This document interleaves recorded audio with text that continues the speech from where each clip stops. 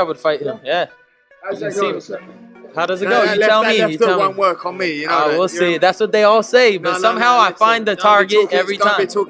No, I'm serious. I'm serious. Come on now. Come on now. You know how it is. Your city. Your city. Yeah, my city. You don't think I'm gonna hit you with that left hook? No. Many fighters like you. That was strong. Yeah, you go for it. You go for it. You go for it. You're the one that started that. You go for it.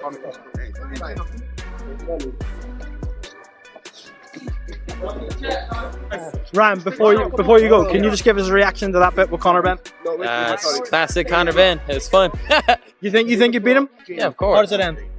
I knock him out. Before the opening bell had even sounded, something happened that almost stole the spotlight away from the fight itself. The heated face-off was already packed with tension, but once both fighters stepped into the press conference, the entire atmosphere somehow became even more entertaining. Every exchange. I don't quit. I don't stay down. You're not going to make it. You're not going to make it a 12. There's not going to be a 12-round war. I promise you that. I don't stay down. Good enough. Look at his hair, bro. He's looking for attention. Look at his hair. He's looking for attention. He ain't going to make it past 12. I promise you. This not be a 12-round war. He's not good enough. He's not good enough to beat me. You think my man's going to beat me? You think I'm going to let a guy from the UK come here and beat me and take my belt? Ryan. Calm down, you're having one of them little episodes. Calm down. I know you're getting all excited. I know you're getting all excited, but I'll come over there and smack them Garcia straight off your face. You understand? I'll come over there and smack them Garcia straight off your face.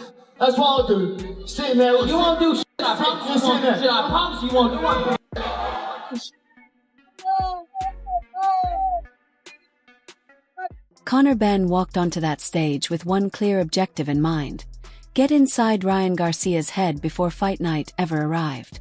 From the very beginning, he fired off one insult after another without hesitation.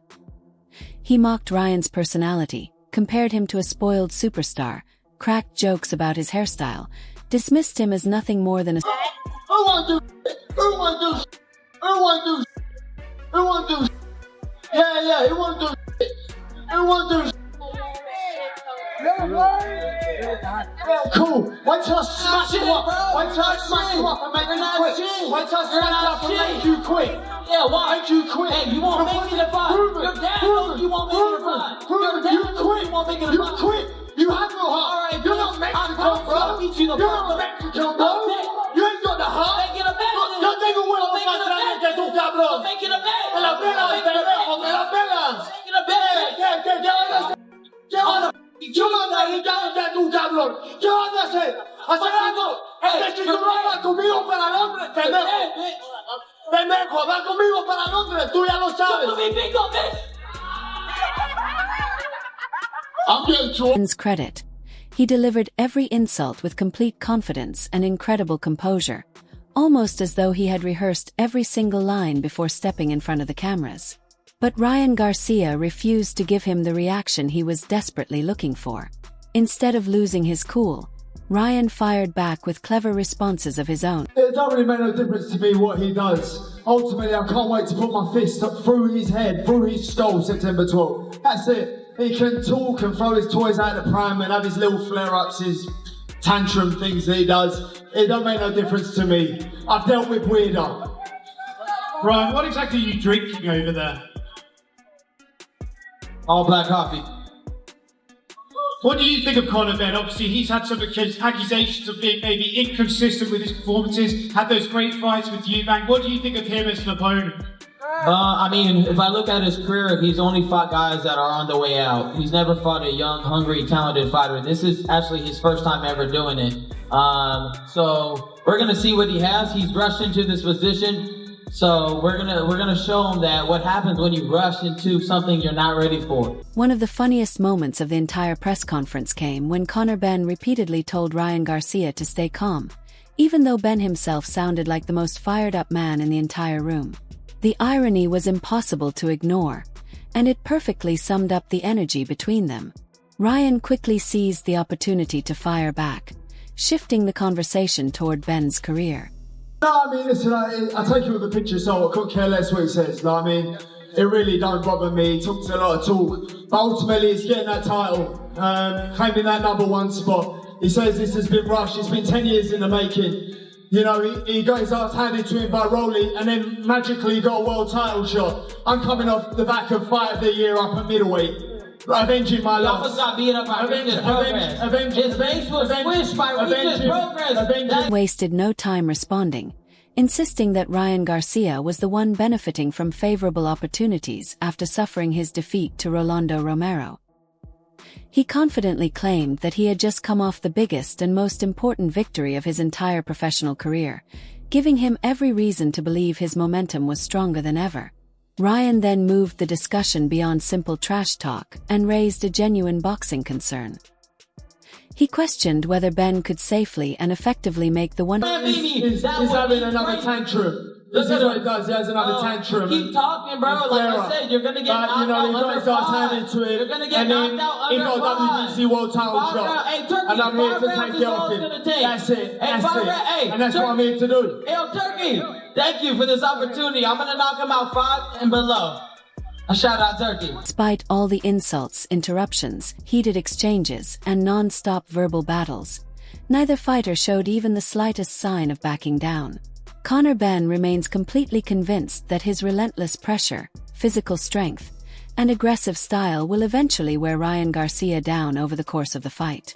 Ryan, however, has absolute faith that his experience, blazing hand speed, pinpoint accuracy, and devastating timing will expose. He has a huge following. He's a marketing genius. Let's give him that. Marketing genius. Damn. Right?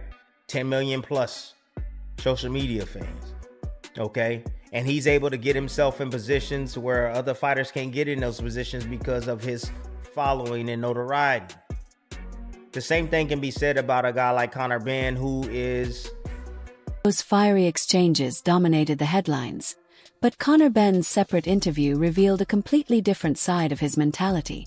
Once the shouting had ended and the cameras focused on him alone, he spoke like a man whose only concern was the fight itself. He brushed aside every question about boxing politics, rankings, promotional business, and championship negotiations, insisting that those matters belonged to his team, not him. Focus on doing me. Forget all the noise, forget all the politics, forget everything else. Focus on being the best fighter I could be and let my team handle the rest. You know, speaking of you punching people's heads in, you and Ryan got in it on X the other day. You said he lacks heart and you're going to make him quit. Yeah. You know, that's not speculation. That's facts. We've seen it. As soon as he gets on top, as soon as he gets a bit rough in there, he don't like it. You know, so I'll go in there and I'll show him. Everyone else continues debating sanctioning bodies, contract negotiations, rankings, and title politics. Benn appears locked in on one objective and one objective only: taking the WBC welterweight championship away from Ryan Garcia.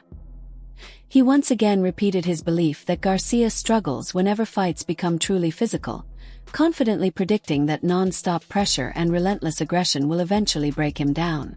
Of your heart, you had those 2 incredible fights with Eubank. So talk to me a little bit about what you learned in those fights and what you gained from that. I learned I could go to the well and back. You know, it was they were hard fights. They were extremely taxing and challenging. You know, especially up at middleweight. They were hard fights. That's what I'm here for. That's what we're here for, to give the fans, you know, fight of the year kind of fights. You know, and Charging straight at a fighter with a weapon like Ryan Garcia's explosive left hook is far easier said than done. Even so, Conor Benn pointed to his grueling battles with Chris Eubank Jr. as proof that he has already been through intense pressure and come out mentally stronger on the other side. He believes those experiences have prepared him for the biggest challenge of his career and could make all the difference on a stage this massive. During the interview, Benn also refused to get drawn into conversations about potential future opponents such as Devin Haney, Shakur Stevenson, or Teofimo Lopez. Every time those names came up, his response never changed. I just got to get this world title. That's it. That's all I'm focused on in a minute. Like, all the rest is noise. Focused on getting that belt. How do you see this one playing out? I think I'll knock him out. What round? I can't say. I just don't see him going. I just don't see it going points. I don't see it going points. Final one for me, Rolly versus Tio. How do you see that one playing I out? think Tio beats him. Yeah? I like Rolly, I like Tio, I like them both. Ryan Garcia approached his own interview from a completely different angle. While Ben promised non-stop chaos and relentless pressure, Ryan seemed almost amused by all the trash talk coming his way. He brushed Ben off as someone desperately chasing attention, and insisted that none of the words being exchanged would matter once the opening bell finally rang. At one point, he even playfully shadowboxed during the interview, joking that Ben's head certainly did not need any extra punishment. The moment felt spontaneous, relaxed, and completely natural rather than something rehearsed for the cameras. Beneath the laughter, though, Ryan also displayed an unusual big attention seeker. He's even to the right of me right now. He's probably going to try to do something or something. I don't know. He's just a corny guy.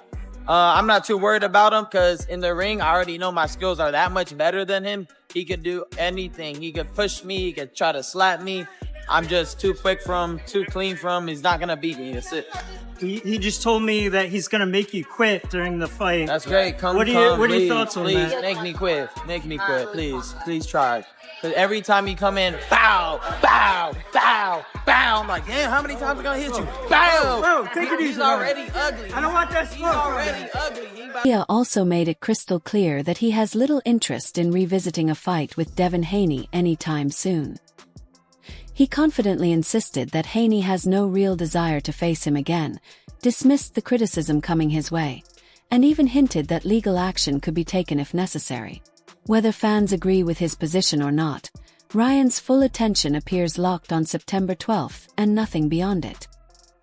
He briefly shared his thoughts on a potential showdown between Haney and Shakur Stevenson, but almost immediately shifted the conversation right back to Conor Benn, proving where his focus truly belongs. Throughout the entire press conference, Ben seemed determined to win every verbal exchange, while Rolly, what led up to making this fight? He's my mandatory, really. That's really what it is, you know. It's a big fight. You know, he's big in the UK. That's pretty much it. What did you think of his fights? And Haney don't want to fight me. Like, you guys got to stop asking about Haney. He doesn't want to fight me repeatedly. And he keeps lying that I'm not getting tested. Well, why don't you sign up for testing? I just got tested. So he's trying to lie to people because he don't want the fight. So like I said, I can't force people to fight. It's just not going to happen. Yeah, you actually mentioned that you might be suing him because of those comments. Yeah. Ryan Garcia wrapped up his interview, Richardson Hitchens stepped into the spotlight with a completely different kind of confidence. There were no outrageous predictions, emotional speeches, or dramatic sound bites designed to steal headlines. Instead, he carried himself like a fighter who already believes his future at the top is inevitable. Hitchens explained that the 147-pound division feels like where he truly belongs, speaking with calm conviction rather than trying to impress anyone watching. When discussing the Garcia versus Benn matchup, he focused less on physical advantages and far more on the mental side. It's a great fight. I think that power, speed from both guys explosive. And Conor, you know, he's just a guy he's a fighter. He's very aggressive, very game. And Ryan is a kid that's been boxing forever, very super talented. But I think Ryan's gonna make him show he got that dog in him. Ryan talks to keep it. When a fighter starts saying, "Oh, you're gonna run into something," he's basically trying to put fear in Conor Benn, and Conor Benn just gotta ignore that and have Ryan, like, if somebody tell me I'm running into something, you gonna have to show me. Simple. You gonna have to make me. I'm not going. You telling me I ain't gonna make me. Let me think twice. That's what Ryan's trying to do. In Hitchens' opinion, creating uncertainty inside an opponent's mind can be just as dangerous as landing a perfectly timed punch. Once an aggressive fighter begins thinking instead of reacting naturally, he immediately loses one of his greatest strengths. At the same time, Hitchens admitted that Ryan Garcia will also have to deal with the enormous pressure that comes with an event of this magnitude because no elite fighter is completely immune to the spotlight. Looking beyond this matchup, he confidently mentioned names such as Ryan Garcia, Conor Benn, Devin Haney, Teofimo Lopez, and Rolando Romero, making it clear that he wants to challenge every one of them when the opportunity arrives. Rather than calling out one specific opponent, Hitchens simply declared that and do what he do. Absolutely. He's mentally trying to psych his opponent out, right? Yeah, of course. That's Ryan game. You know what I'm saying? You're gonna run into something. It's gonna be over in 5. But I know Ryan for sure. This moment is a big moment for him, and I know Ryan. When I say I know Ryan for sure, I know Ryan is gonna feel the moment, and he's gonna feel the magnitude come September 12th. I'm not riding with nobody. May the best man win. Absolutely. He's the favorite to win the fight. If he's successful, you'd like to face him or Devin Haney. Who would you prefer to face? Whichever of them top guys at 147. Devin Haney, the winner of Conor Benn and Ryan Garcia, Teofimo and Rolly.